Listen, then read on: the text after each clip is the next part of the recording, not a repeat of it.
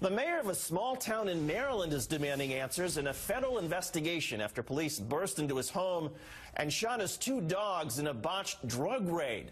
Mayor Shai Calvo joins us live from Washington to tell us more about the event. And Mr. Mayor, thanks for joining us. First, explain what happened. When was the raid? What prompted all of this? David, thank you for sharing our story. The raid happened Tuesday of last week. It was a bizarre incident, which I was coming home and trying to get to a community meeting, and my mother-in-law was in the kitchen cooking dinner.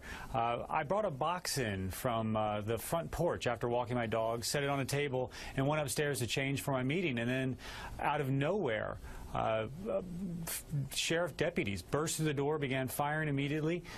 They shot my older dog, Peyton, followed my little dog, who ran away from them, into the back room and shot him from behind. They interrogated us for 4 hours. There was nothing there to find, and they found nothing, and actually finally today declared us innocent.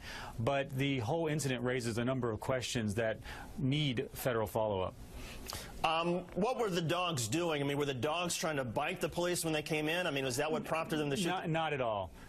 Not at all. The dogs were, I mean, they're watching dinner being made. I mean, that's one of their favorite exercises every night. They're waiting for food to drop on the floor. The older dog, Peyton, was shot pretty much where he was laying. The sheriffs came in and just shot right away. The other dog, like I said, ran away. So the dogs did not engage the officers.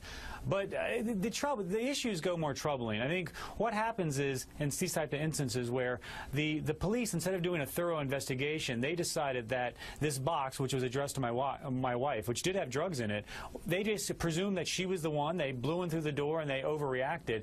But they really botched an investigation. They didn't just stop there, though. They then went on to defend the indefensible, and finally decided to blame the victims, both the dogs, and they blamed my mother-in-law because she screamed when she saw them on the lawn, and they said that ruined the warrant, and therefore they had to break down the door as to not compromise the investigation. What the whole thing really shows... Well, I was going to say, a lot of people may just sort of wonder, well, why did the police not know that this was the mayor's house? And I guess it's because it was county police that were involved in this raid?